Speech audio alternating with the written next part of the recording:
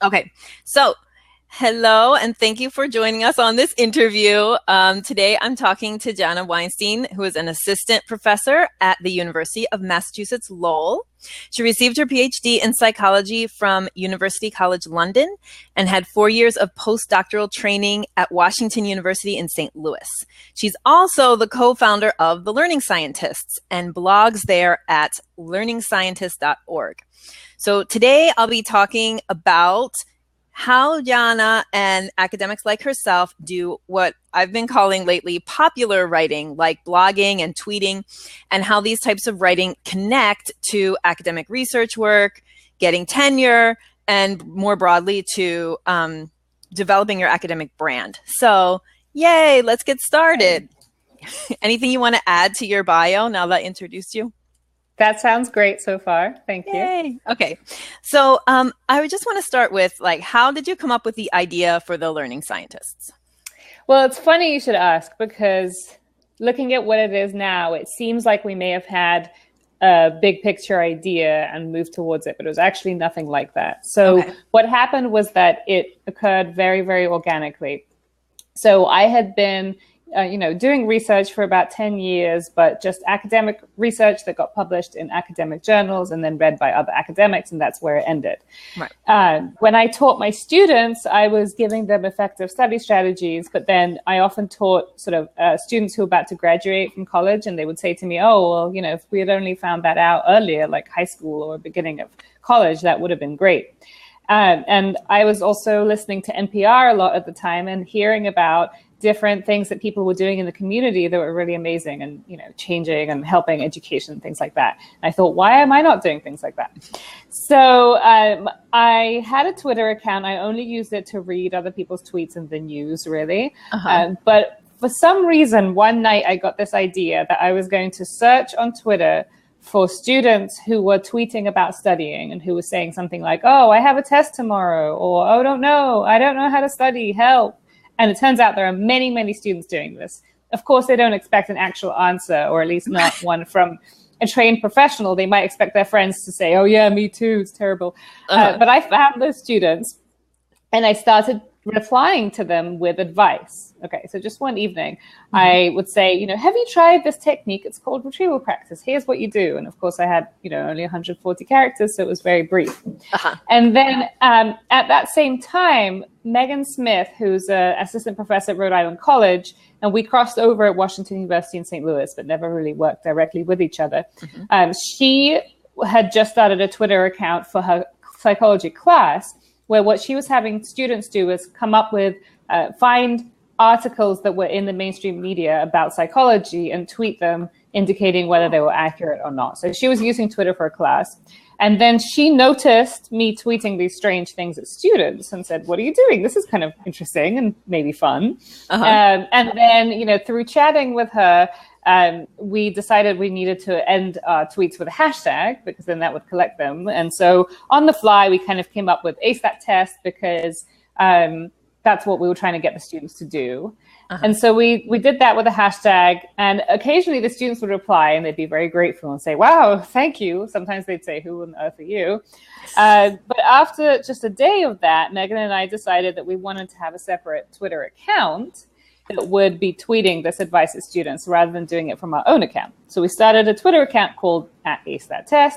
We scribbled a little logo, and we wanted to make sure people knew we were not selling anything, we weren't any kind of test prep company, because that's what it could look like, called Ace That Test. Sure. And then we started tweeting and saying, we're going to tweet little memes and little things about learning strategies, and it garnered a lot of interest very quickly. And Megan's fiance, boyfriend at the time, was actually studying for his strategic communication master's. And so her and him would chat about this. And he said, look, you guys have a great idea here. You need to develop it. You can't just tweet these things. That isn't going to go anywhere. You need to have a vision and goals and a mission and things like that. And he actually helped take us through this kind of vision statement, et cetera, et cetera. And then he said, you need some kind of long form communication rather than just Twitter. And so he recommended that we start a blog. And at the time, we had no intention whatsoever to do anything like that. And so at first we were taken aback, like a blog, or what are we going to write on this blog? What's the point? And, we brainstormed some ideas, and our first blog post, I think February 5th, 2016, was about the disconnect between research and practice in education. Because we thought, all we need to do is get the research out there into the right people's hands, like educators and students, and then they'll use it all. But it turns out it's not as simple as that. We were very naive. And again, our first blog post garnered a lot of interest, and it wasn't all positive. So some people were very excited about the fact that we were writing about this. Others took it fairly negatively, saying, what do you know? You're not teachers in the class. Well, you're not teaching K through 12, so don't give us your irrelevant advice and things like that. But it started a lot of interesting conversations. And then from there on, we decided to keep to a very, very strict blogging schedule. And I guess that answers your first question of how we got started. So I should probably stop there. Yes. I'm going to ask you about the strict blogging schedule in a minute. Okay. So as you were first of all, I just want to point out that, it's such a good kind of marketing strategy, even though you weren't thinking that. It's like, there's a need. I'm hearing what the need is. I'm responding to the need. Okay, now I'm being strategic about responding to the need and creating something that people can really use. So that's kind of awesome. I love how it started organically. So would you talk a little bit about the relationship between your lab research and what you publish in academic journals and the learning scientists, or what you publish popularly? I think it's a really great question, because that has certainly evolved over the past year and a half. So at first, when we were just doing the blogging, it would be like, some of the time I'd be summarizing some of the articles that I'd written that were relevant. However, there's a whole field, and then there's my research. So there was no way that most, or even the majority of the blogs were going to be about my research, because that wasn't the point. The point was to give people access to, useful things. And most of the useful things are unfortunately not done by me, because I'm just one researcher. Right. So a lot of the blog posts would be talking about, the type of literature that I usually cite in my introduction to experiments. And then occasionally, if I have a paper that is, meaningful enough to summarize in and of itself, I'll summarize my paper, or one experiment from my paper in a fun way, with like a more eye-catching figure than it would be in the paper itself. So there's something between summarizing the paper and abstract, but much more colloquial and easy to read, but without, because it's my paper, I can very easily pick out the important things without losing some of the important details.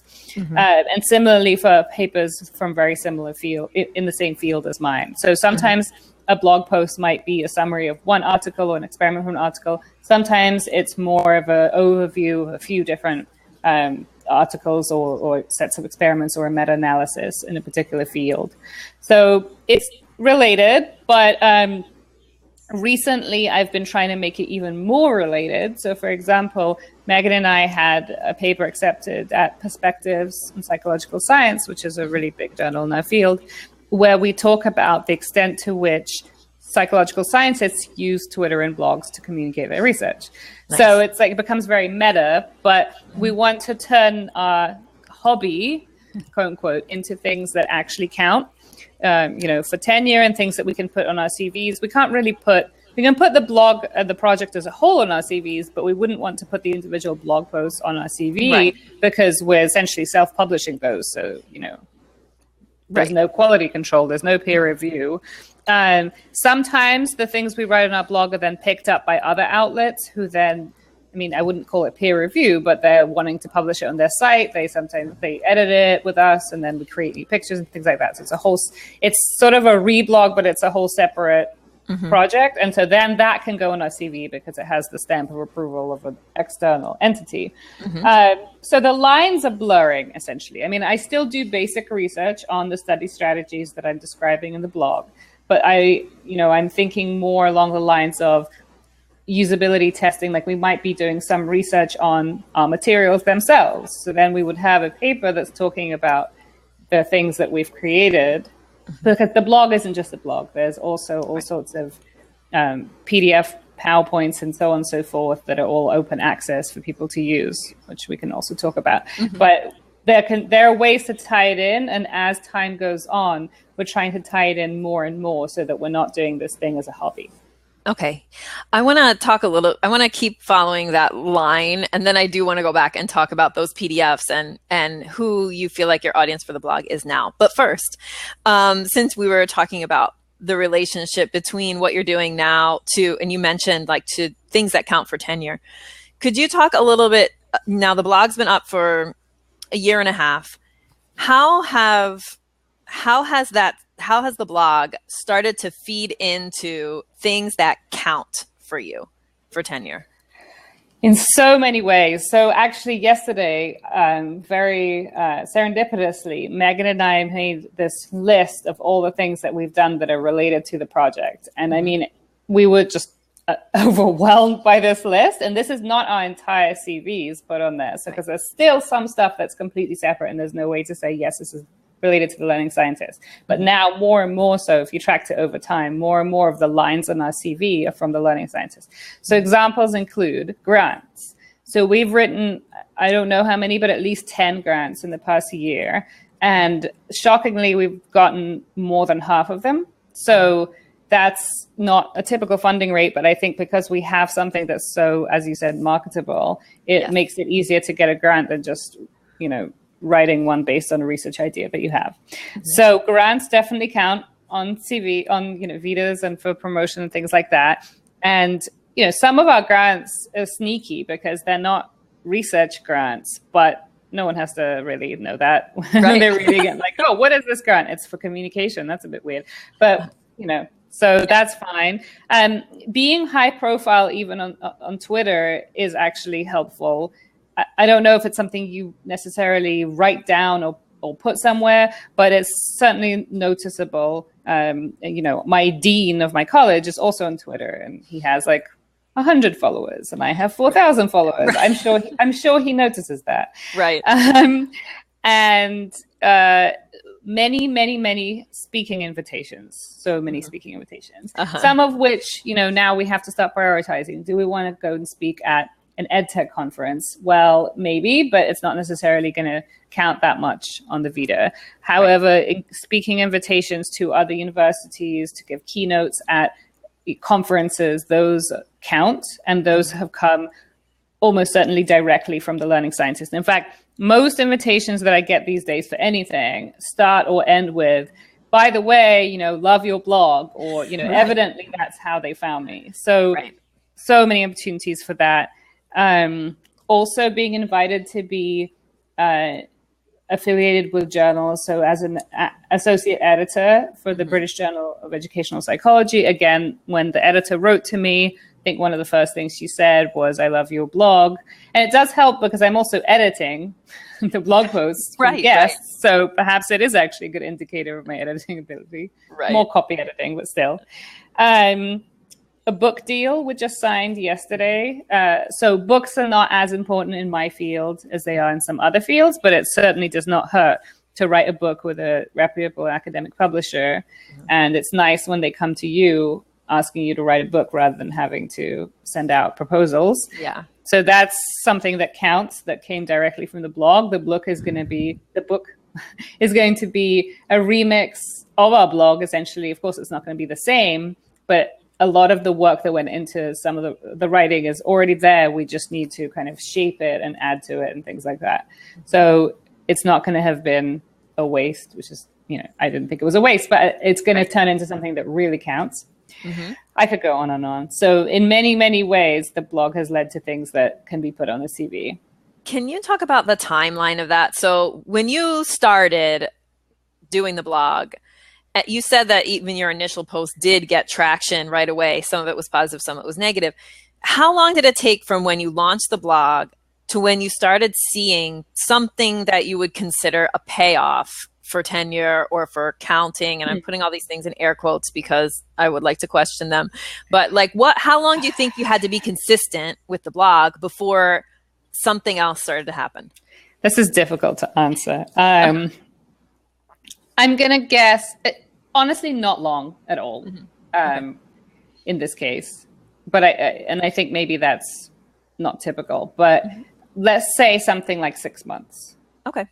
Yeah. But I think things were rolling in even before that. But I mean, at this point, it's like on a daily basis, we'll get some kind of email that says, "Oh, we found this bug, and we think there's an opportunity to connect, and with other people of similar interests, and then we were put in touch." A lot of it's from the UK, actually, which is a weird feature of our blog, is that it's very appealing to teachers in the UK, and then it spread that way. I mean, for example, so our blog was. No, honestly, it's sooner than 6 months. That was really conservative. So our first post was February 5th, but by June, I was already giving a invited talk at a conference in England, with expenses paid, that type of thing. So Right. it was really fairly quick because Twitter is fairly, quick, and a lot of it was originating on Twitter. So, within a couple of months, we started getting these types of opportunities. And then we also had 2 people join our team. So it was Megan and I originally who founded it. And then Cindy Wooldridge and Carolina Cooper-Tetzel joined throughout, the first few months. So then that kind of grew our team. A big thing that happened was these PDFs that we haven't talked about yet. So our first grant hit in May or like April. So February we started it. April we got a grant. May we got another grant. So things happened quickly.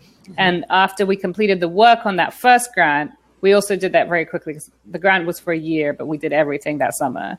And so by August, we had come out with these materials designed by an illustrator. And that's when things went like this, because those materials got really shared very broadly, and they were very well designed because we had someone professional doing it. It wasn't just us cobbling things together.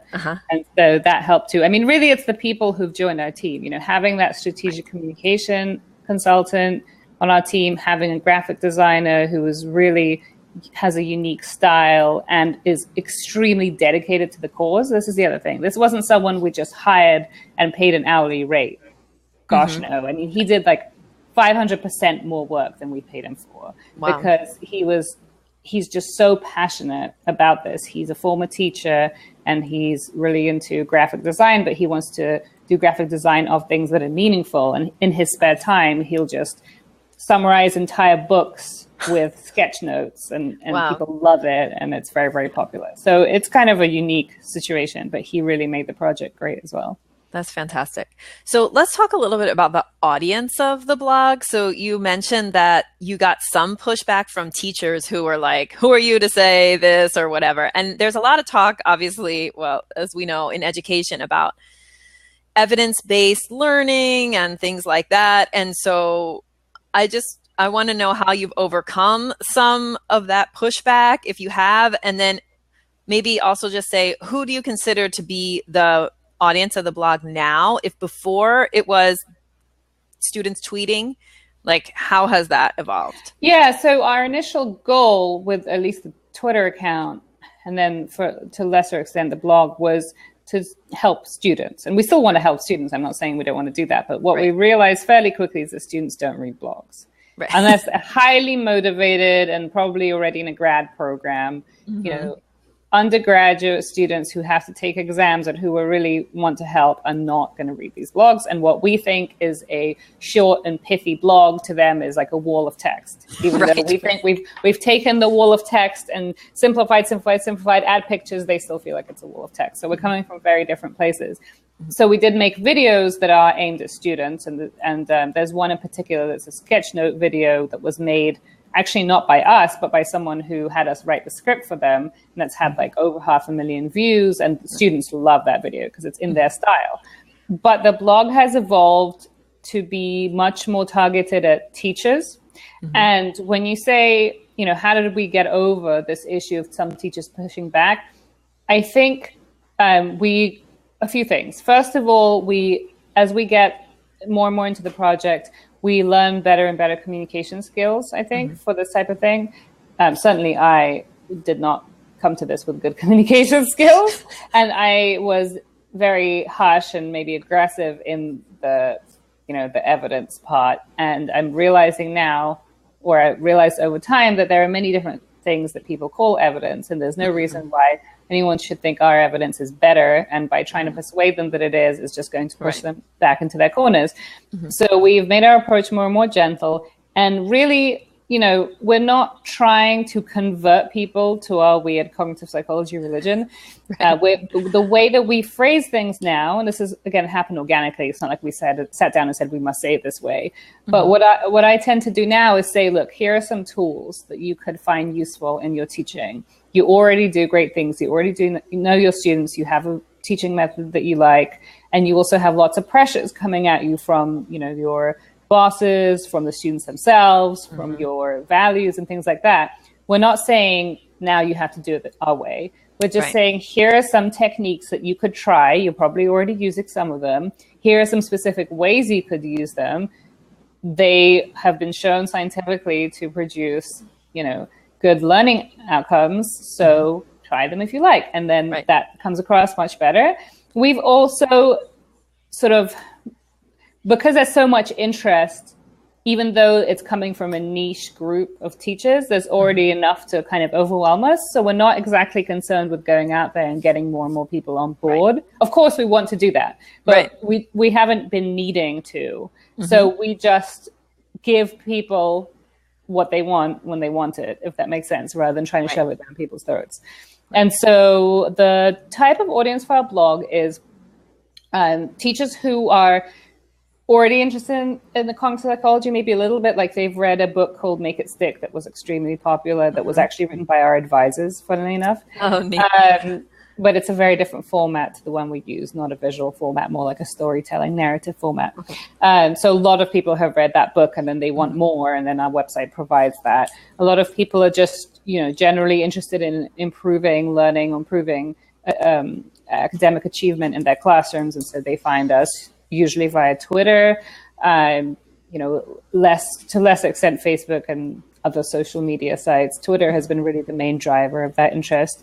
And then many faculty at universities as well who are particularly interested in teaching. So not necessarily other science of learning researchers, but other instructors who are also interested in helping their students learn. So those people are interested, and then school administrators, so principals at schools around the world, actually, in many different countries, find our blog, and then they're like, wow, this is great. I'm going to get our teachers on board, and then we get invited to do workshops for the teachers in the schools. So it's kind of across those levels. And we do have some students reading. So yesterday we had our first Twitter chat. This was a really fun experience. So we had about 50 people who were simultaneously chatting to us about various questions. So the idea was to let people ask their questions. We would try to answer them in real time.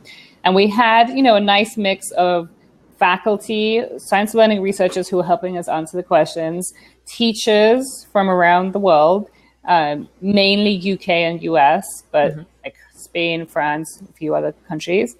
And then also students who, very motivated students. Right. Who were saying, I already do this and this technique, but this one is not working for me. What should I do? And, these are really the students. And maybe others were watching and not contributing. Right. So it's, the blog is a range. We also have interest from parents. So we have a few blog posts that are aimed at parents specifically, how they can help their kids with their homework and things like that. We have an offshoot podcast that is coming out. So this is a podcast interview that Cindy did that's aimed at parents specifically. So we have a categories on our blog, and they are for teachers, for researchers. So researchers who would like to read about, more technical summaries of research. The line is a bit blurred because, of course, you could be an instructor and a researcher. And then for teachers and for teachers, for researchers, for students, and for parents are the 4 categories. So you can click on one of those and it shows you just the blog posts that are relevant to you. Great. So would you give us like a little bit of behind the scenes of what it's like to run the blog in terms of your time commitment? Are there daily activities? Is it more like weekly activities? How do you distribute work between the different people who are involved. Because it seems like, I imagine if somebody's listening to this interview and they're new and they're thinking, maybe I should start a blog, they might be going, oh my God, there's no way I could do this. But you're not doing it by yourself either. So could you talk a little bit about what it looks like on a weekly or daily basis to run it? Well, so I have a question before I answer your Yes. question. Do you mean just the blog alone, or do you mean the project? Because now those are kind of right. Let's start with just the blog, because I think just the blog. Mm-hmm. Okay. So first of all, there is some website maintenance type admin stuff. So we use Squarespace, and it's not free, and so there's a bill we have to pay, and then we have to process the payment for it. That's occasional. Let's just say I don't want to miss those things out. Right. There was upfront a lot of design thinking and admin or whatever, programming, coding that went into that. Not too much, because we're using a website that kind of does that for you to some extent, but you still have to make lots of decisions and then figure out why things are going wrong, things like that. So that was sort of the upfront time spent setting that up. Of course, there are faster ways. You can just go with a WordPress site and start blogging. We wanted to look a bit more professional, and it has paid off, I think, in the long run. So there was that kind of admin. On a day-to-day basis, in terms of writing, there are 4 of us, and we have 3 blog posts a week total, one by one of us, one which is a resource digest, which is also by one of us, but we don't put it as an author because it's like, here are 5 resources. So it's not really, there's not all that much original writing that goes into it. And then 1 guest post. So that works out to each one of us does 1 original article and 1 digest per month. Okay. And then for the guest posts, I'm the one who's editing them. So I'll go into that in a little bit. For writing the post, it takes as long as you let it take, but I think that 1 to 2 hours, I wouldn't want to speak for my collaborators. I don't know how long they take, but maybe when you're starting off 2 to 3 hours, if you add up all the picture finding, picture creation, things like that. So that needs to be done. Then one of us, usually Megan, will put the blog into Squarespace. And that's a non-trivial task, because you have to make sure everything is aligned and everything is formatted and everything is linked. Our blogs always have many links to other blog posts. So it's not like a 5-minute job. It also really varies depending on how complicated the posts are, but that can take her anywhere from half an hour to a couple of hours, depending on whether something's broken, and then tagging and things like that. So so if she's doing that throughout the week, then she spends maybe 5 hours a week doing that kind of website maintenance stuff, like putting in the blogs, making sure everything's okay. Every time we create any kind of new materials, that goes on the website too. When we update our CVs, there are 4 of us, it adds up. So 5 hours a week for her of general website stuff.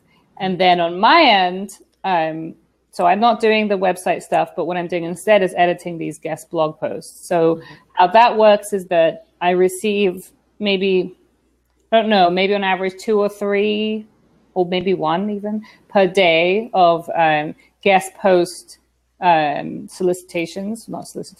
proposals, I should say. We have a little form for that. People fill it out. And most of the time they're kind of spammy, and they're just people who are like, I found your great website and want to write a blog post. And, they really want to do that. I mean, they don't care what your actual website is about. Sometimes they even offer to pay us, and we're like, no, this is not how it works at all. We're not advertising. And actually, I will say that on at least 2 or 3 occasions, the people have been working for companies that sell essays to students.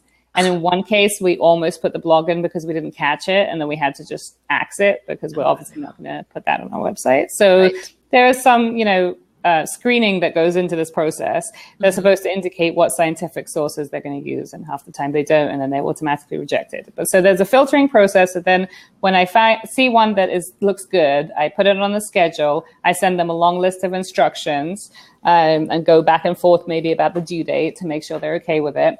Then they're supposed to send me a draft 2 weeks in advance of their deadline. I edit it and typeset it into like what Megan would need in order to put it into Squarespace, because we have a very set template. Otherwise, it gets super confusing. I might help source some pictures for them, go back and forth with the edits, and they need to approve them. Once they've approved everything, I then send it along to Megan. So I would say I spend 2 or 3 hours a week, sort of responding to those emails and editing the guest blogs. So those are the main things. Well, then we have to share our things to Twitter, and Facebook and et cetera, et cetera. So you can do those things automatically, but I like to have control because it doesn't come out exactly how we want it, which is a technicality. So I like to post it with the main picture and things like that. And so every day that we have a blog posted 3 days a week, I spend about 15 minutes just like making sure it's been posted to Twitter. Then I share it with the other 3 so they know to retweet it. Then I also put it on Facebook. When it's relevant, I also put it in the Academic Mamas group. I don't put all the posts in there, but when I think it's going to be interesting to people, sometimes I put it on Reddit because that can get a lot of hits, but it's often just voted down, so I have to pick and choose. So there are various social media sites that I use. At one point, I had like a whole huge checklist of different social media sites I'd post it to, but it would take like half an hour for each day that there was a post, and I just couldn't do it. Sometimes I've had students who I supervise doing things like, spreading the news about the video, for example, to students who are tweeting. So we still care about those students who are tweeting about studying. But I thought, there's no point in me doing this. I could get students to do it. I had a student who would source pictures for us for the blog, because that's another thing that takes time. She was also posting to Pinterest and developing some of that presence, because if you have a social media presence, Twitter's been working out great because I'm just on Twitter the whole time. So I have a presence of my own, and then the Learning Scientist account grew a lot early on because I would share other people's relevant articles in my own tweet and describe them, and that really took a super long time. So there's no way I could continue that, but that grew a lot of audience at the beginning because we were a good collection of information. But for example, like we started Pinterest, but you can't just have your own board. You have to have like 10 other boards that people might follow. And so then I got a student to do that because there's just no time.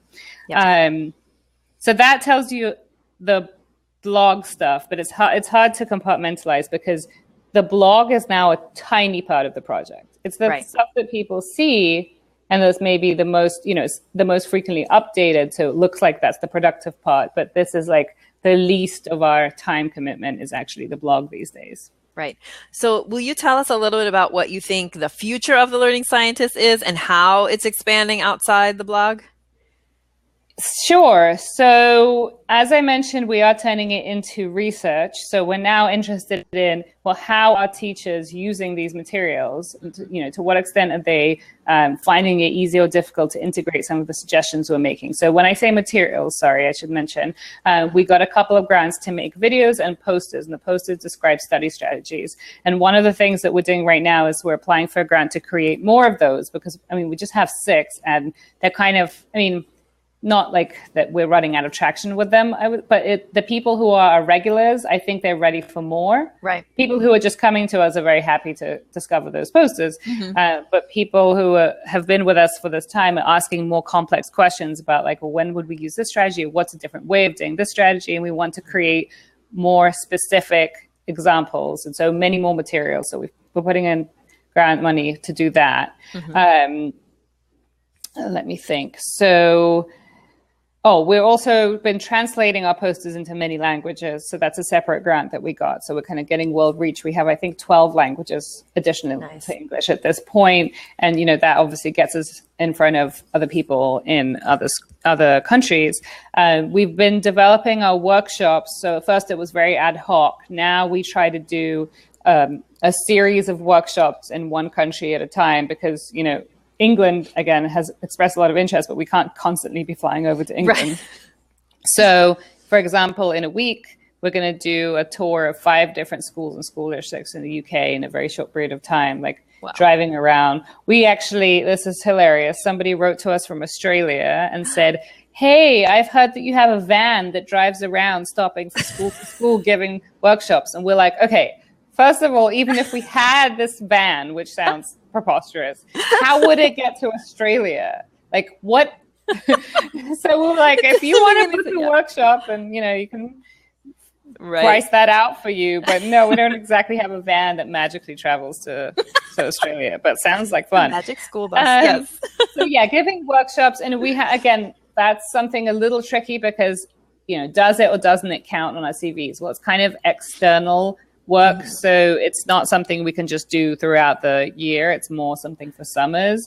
Maybe more effective would be having our student do it, something like that. So another way that it's expanding is that I am going to have a PhD student who's starting in the fall, and he actually has experience teaching teachers, and he's very much into this type of stuff. So I don't know how his PhD is going to develop, but it's certainly going to be something very related to the learning scientists. Right. And we've had undergraduate students on the project, but never longer than like a semester or a year. But this guy is going to be around for like 4 years. So, that could develop into something interesting. He's also Swedish, and we have a connection with a Swedish university that we're probably going to start some kind of research project with. And we're flying over there in October to give a workshop and then talk about potential collaboration. So many schools have gotten in touch with us and said, hey, we're interested in pursuing this type of thing as research in our school. We want to look at the effectiveness of these strategies in our school. Can you help us? And so it becomes like, well, we have to get a grant first. So it's a little chicken and egg. It's like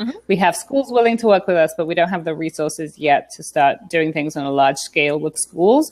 Right. So we're going to partner with these schools and, and write grants and things like that. So eventually we see ourselves doing more in-school research to help inform the effectiveness of some of these, not necessarily the strategies themselves, because we know they're useful, but maybe the ways of getting the information across to teachers and students. So it becomes very meta. But that's the future. Nice. Very nice. Okay. So I want to ask a couple of questions just to close, since we've been talking for about 40 minutes. And I think we should probably be getting to the end of our interview. So if you were going to advise other assistant professors who are thinking about trying to do the kinds of I'm going to call them for a second, outreach activities that you're doing, which is making your research available and able to be consumed by the people who it affects, what kind of advice would you give to assistant professors thinking about doing that? Okay, so I would say, if you're going to do some kind of outreach on social media, let's say there's, Twitter, there's Facebook, there's whatever else, pick something that you find enjoyable, because you don't want it to feel like a chore. So for me, engaging with people on Twitter, I find really, really fun and really invigorating. And there's some great discussions. I don't know if I'd necessarily recommend it to someone who's like, try Twitter. I find it really annoying. Okay, I guess I should share my research on there. And I've heard people say things like that. And I'm saying, well, no, it doesn't have to be just another box to tick. Maybe Twitter isn't for you. Most people are not on Twitter. Only about 30% of my field is on. And of those, very few are actually engaging actively. So it's not like, oh, you have to do it this way. No, this is just what worked for me. I'm also very shy at conferences and things like that. So I find it much, much easier to engage with people online. Other people are much more sociable, and maybe they want to do their networking at conferences and actually talk to people in real life. Right. That's also a great idea. Right. So I would say pick something that you enjoy and that it's going to feel not like another admin task that you must do, because that can get boring and hard really fast, and then you'll give up. If you are thinking of starting a blog, I would say that one of the most important things is consistency. And this is borrowed advice. I'm going to cite him. Greg Ashman is a teacher and also PhD student who's been blogging for a long time now. And he blogs very, very productively.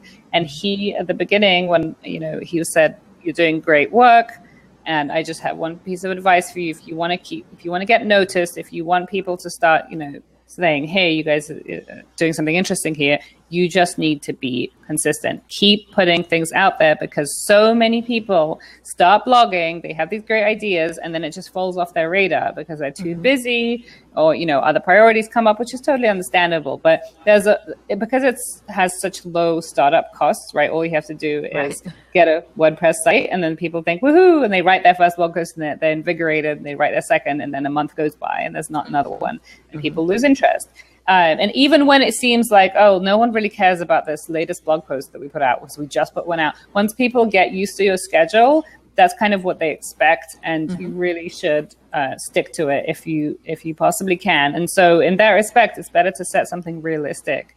It doesn't have to be 3 a week like we do. That's a bit much, and there are 4 of us and guest bloggers. So maybe 1 a week, or maybe it's 1 every 2 weeks, but whatever it is, just have a schedule. stick to it, make a commitment, write blog posts ahead of time if you know you're going to be away or something like that. The most amateurish blogs are the ones you go on. They say, sorry, I haven't been around for the past 3 months, but I promise I'll be posting more stuff soon. And you're like, okay. Right. Come on, make it a priority. No. So I would say that that's really important. So do something enjoyable for the outreach activities. If you're going to blog, do it consistently. If there's any way you can do it as a team, it will take the pressure off, because then, there are other people. Of course, that comes with a cost, which is that you have to, it's a group work, right? No one likes group work. But it is really motivating to have someone or multiple people who you're accountable to and or who can pick up the slack, but equally so when you're particularly busy. So we've had a few occasions where we've swapped dates, like someone has a due date tomorrow for a blog and they just can't make it. And one of us says, hey, that's fine. I'll just write the blog this week because I already have an idea. And I'll just do it real quick and you can do mine next week. So that's always a nice thing to have. Advice. If you do it well, expect it to take over your life in a good way. Yeah. And you've given this advice, Kathy, multiple times, but I'm just going to give it again. Make sure it aligns with your mission as an academic. Yeah. If you do something that doesn't align, that's fine, as long as you know it's a complete hobby. Like, we do lots of things in our lives, hopefully, that don't align with our academic mission. Otherwise, we're putting too many eggs in one basket, I guess, right? We hopefully all have things we enjoy outside of work. I'm saying this to myself because I'm really bad at that. Sometimes I read books that are not about, science of learning and education. But if you are going to do that, just know that really is not going to, be part of your academic work. But if it is aligned, then as time goes on, you can align it further and further and really integrate it into the academic work that you're doing. Great. I think that's an excellent place to stop. That's perfect. Thank you so much. I really appreciate your time and all your wonderful advice. Yes, me too. All right. Well, have a great day. And I'm going to stop the recording and I'll follow up with you on email. Okay. Sounds good. Bye. Bye.